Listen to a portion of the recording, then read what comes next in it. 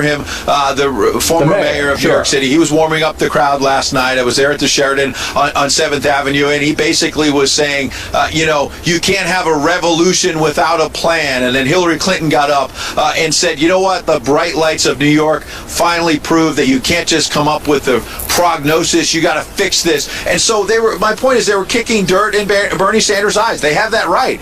Hillary Clinton had a knockout last night. Yeah. And so for her to get up there and say, I won, she won. There's make no bones about it. And this was not small. She won by big double digits, so she won by 20 percentage points, but I think the minority vote broke 80% for her. Wasn't it 80-20 for her?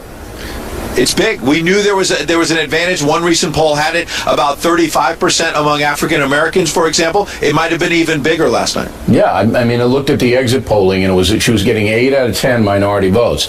All right, so all in all, we, as I said, congratulate Hillary Clinton. I don't, even if you don't support her, I mean, I think she's a determined candidate. I think that's okay, right? Determined candidate? Would you say that? Yeah, yes, and I think that a lot of Americans will also take from last night's results that we're all very fortunate to have Bill O'Reilly staying in America. You might vacation in Ireland, but you're not moving, Bill, and I personally appreciate that. I'm still going over to Ireland and checking some property out, because there's a lot of things going on. You told me months ago if Bernie Sanders won, you were moving. I was going to have to move. And I wasn't picking sides, now I can, but I love having you. I can stay on Long Island. All right. Ed Henry, everybody, plenty more ahead as the Factor moves along this evening.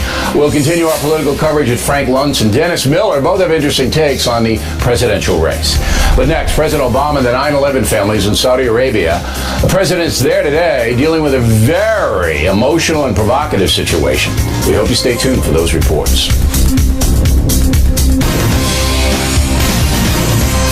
Factor follow-up segment tonight. As you may know, the federal government has classified 28 pages of information about the 9/11 terror attack that deal with Saudi Arabia possibly funding the terrorists themselves.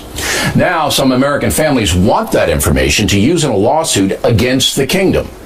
But there's a law preventing American citizens from suing foreign governments. If we open up the possibility that individuals in the United States can routinely start suing other governments, then we are also opening up the United States to being continually sued by individuals in other countries.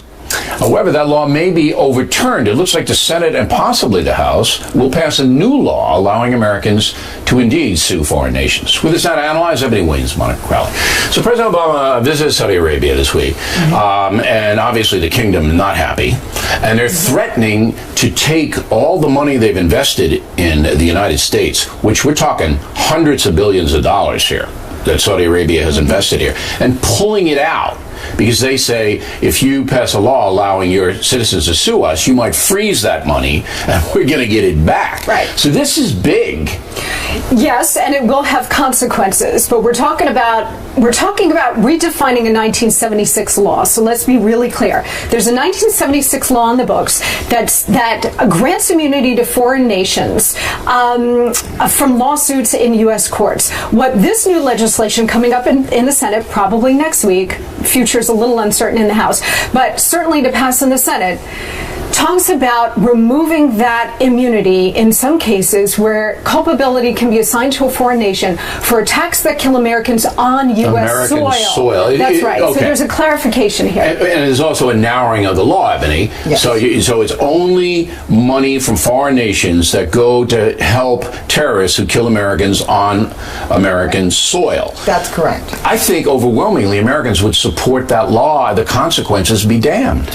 Well, Bill, I mean, I think politically speaking, you're right. Philosophically, absolutely, the kind of notions of justice would seem to echo what you're saying. Yeah, we can't have North Korea, funding terrorism, and we got to have some way other than military to go back at them. I want to just go for a moment here. There's a legislative history around this, right? This has been going through the court since 2005 judicially, because I think I'm seeing competing branches of government here. You have the executive branch, not just Obama, don't get too complicated, but also President Bush also saying that there's a reason why we're protecting the sovereign immunity. Bush classified the 28 pages. Absolutely, he didn't want that stuff to get out. He said it was in our best interest but from the president and President Obama and President Bush, they're looking at the bigger picture. Executive branch. But I want to see what Saudi Arabia Arabia did. I want to see it. And look, I'm not saying I support the law, but I want to see what they did. But maybe we should trust, though. Maybe we could trust. What's one second? I think that maybe we could trust that President Bush and President Obama and all the people that have this, many eyes have seen this. No, I'm not